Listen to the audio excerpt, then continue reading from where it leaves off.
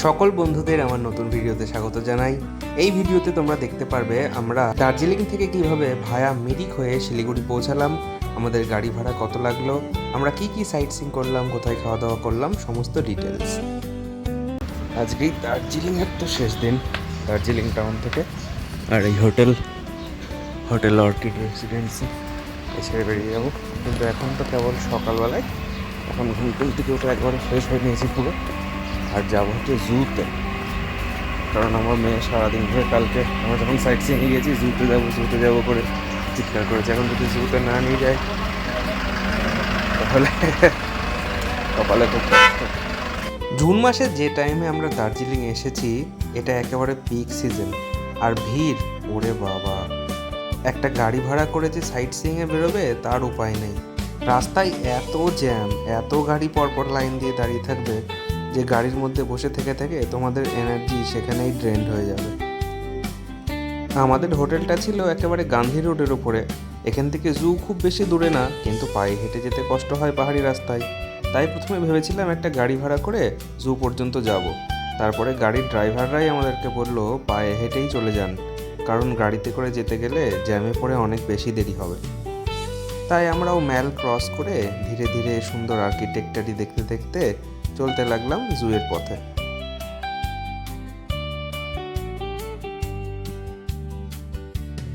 এই মিনিট 15 মতো হেঁটে আমরা পৌঁছে গেলাম জুয়ে।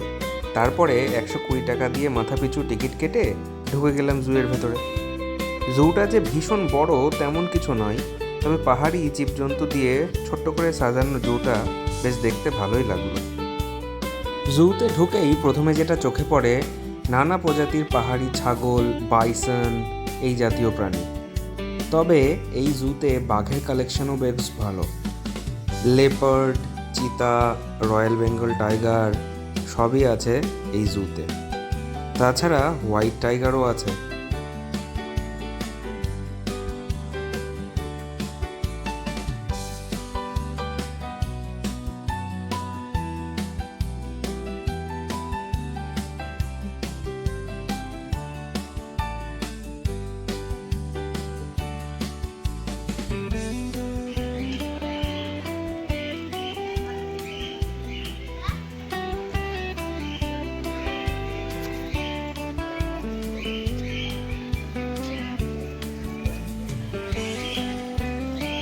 তোমরা যদি দার্জিলিংয়ে ফ্যামিলি নিয়ে আসো আর আমার মতো তোমাদের সাথেও বাচ্চা থাকে, তাহলে জুতে অবশ্যই এসো। এই জুয়ের অনেক ধরনের প্রাণী দেখে, পাখি দেখে, আর জুয়ের স্পেশাল জিনিস রেড পান্ডা দেখে বাচ্চারা খুব আনন্দ পাবে। আর যদি তোমরা বন্ধুরা মিলে আসো তাহলে জুটাতে স্কিপ করে দিলেও পারো। চলে গেল শোনা, যা চলে গেল।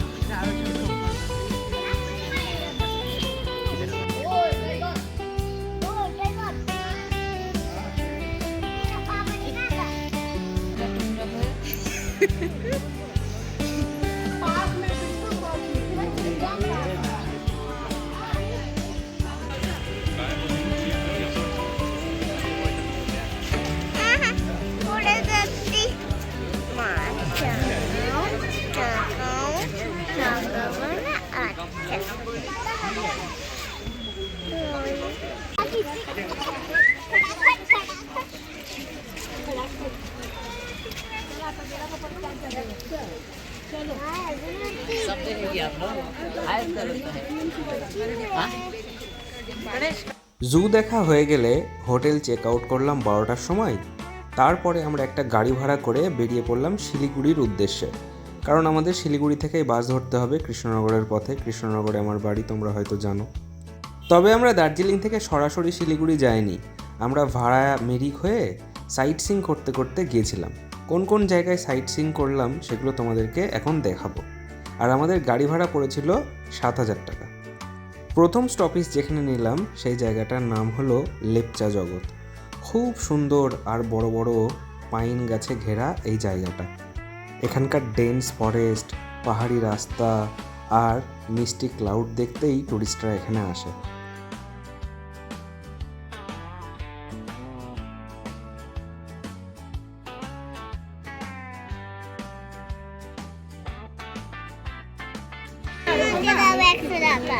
হ্যাঁ তুমি দেবা ইয়েতে দেবা হ্যাঁ বাবা কোথায়? ওই যে हाँ हाँ 40 रुपए हो गया हाँ हाँ হ্যাঁ पहले वाला तो हो गया জায়গাটা আমার খুব সুন্দর লেগেছিল, তবে ট্যুরিস্টদের ভিড়ে একটু ওভার ক্রাউডেড হয়ে আছে। অফ টাইমে আসলে আরও বেশি ভালো লাগবে। খাওয়া দাওয়ার অপশন যদিও এখানে লিমিটেড, ডিম সিদ্ধ, ডিম টোস্ট আর ম্যাগি।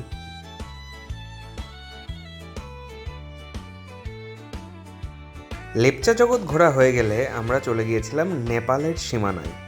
এই যে গাড়ির জানলা দিয়ে দেখতে পাচ্ছ তোমরা যে সাইডটা, এই সাইডটা কিন্তু নেপাল, ডান সাইডে নেপাল আর বাঁ সাইডে ভারত। এখন দেখতে পাচ্ছ এটা হলো নেপালের সীমানা ভিউ পয়েন্ট। এই জায়গা থেকে খুব সুন্দর পাহাড়ের ভিউ পাওয়া যায়। তবে ভিড় দেখে আমরা এখানে দাঁড়াইনি, আর আমি সিদ্ধান্ত নিয়েছি যে গরমের ছুটিতে আর জীবনেও কোনোদিন দার্জিলিং যাব না। ঘোরতর বর্ষায় কঠিন শীতের টাইমে আমি যাব দার্জিলিং, যাতে ট্যুরিস্টদের ভিড় সেখানে না থাকে। এই সীমানা ভিউ পয়েন্ট ছাড়িয়ে খানিকটা গেলেই এখানে চেক পয়েন্ট আছে। এখান থেকে শুধুমাত্র ভোটার আইডি দেখিয়ে এই নেপালে প্রবেশ করা যায়। আমরাও তেমন ঢুকে গিয়েছিলাম নেপালে, আর সেখানে গিয়ে এক্সপ্লোর করেছিলাম পশুপতি টেম্পল আর পশুপতি মার্কেট।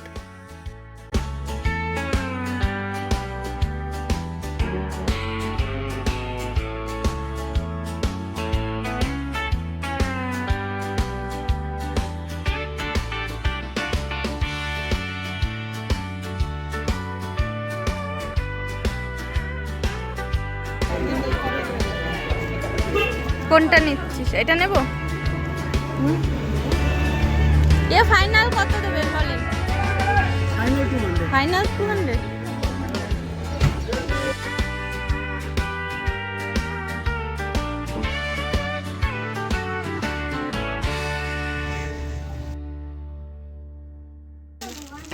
शायद आपका ट्रेन होगा ना? हाँ ट्रेन।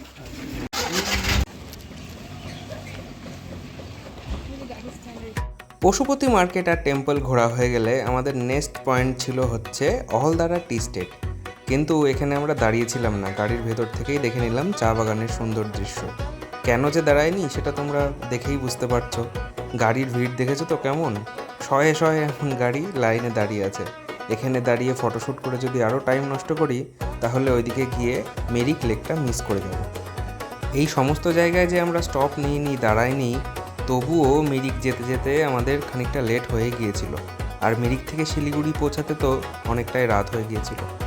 গরমের ছুটিতে দার্জিলিংয়ে অতিরিক্ত ভিড়, নিজের কমপ্লেন করার কোনো জায়গাই নেই, কারণ আমি নিজেও সেই ভিড়েরই অংশ, নিজেও এসেছি সেই একই টাইমে।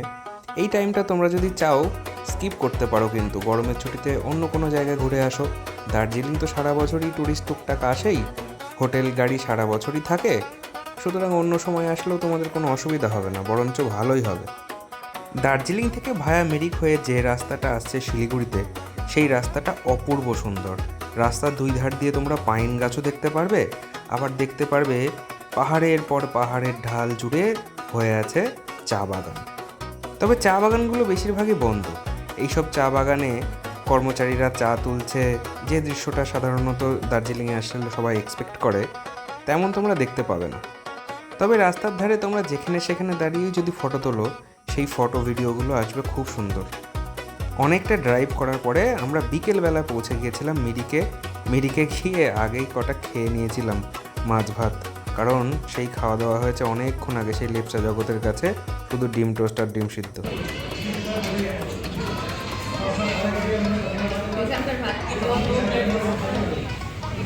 খাওয়া দাওয়া তো কমপ্লিট, এবার চলো একটু ঘুরে দেখি মিরিক লেক।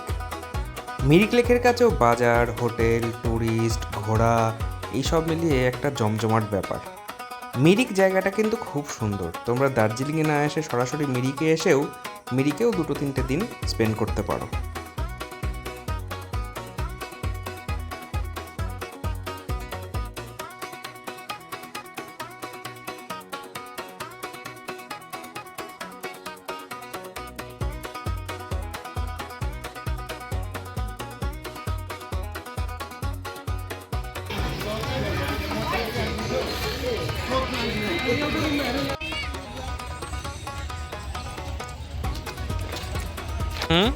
আমি চলবো না।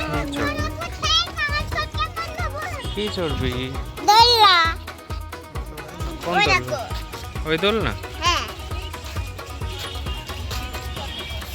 কোন দোল না ওই দোলনা যাও ঢুকে যাও তুমি আমার দাও। চলো আমরা যাচ্ছি আমরা দুজন খেলা করছি তোমার সাথে খেলা করবা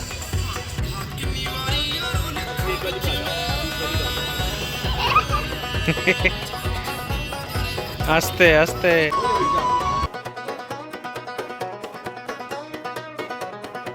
তোমাদেরকে আগেই বলেছিলাম শিলিগুড়ি পৌঁছাতে পৌঁছাতে আমাদের অনেকটা রাত হয়ে গিয়েছিল এত রাতে এসে পৌঁছেছি তার আগেই বাসগুলো সব ছেড়ে চলে গিয়েছে আমরা বাস পেয়েছিলাম না তাই হোটেল ভাড়া করে রাতটা শিলিগুড়িতেই কাটিয়েছিলাম পরের দিন 2:30টার সময় বাস ছিল সেই বাস ধরে আমরা বাড়ি ফিরেছি শিলিগুড়িতে হোটেলে ছিলাম একটু খাওয়া দাওয়া তো করতেই হয়েছে দার্জিলিং ট্রিপের এই হোটেল ভাড়াটা আর একদিনের খাওয়া দাওয়া এটা আমাদের একটু এক্সট্রা লেগেছিল টোটাল দার্জিলিং ট্রিপের একটা ফ্যামিলি ট্যুরের বাজেট কত হবে সেই নিয়ে আমি একটা পরে ভিডিও দিয়ে দেবো তোমরা যদি সেই ভিডিও চাও তাহলে কমেন্ট বক্সে কমেন্ট করে জানাও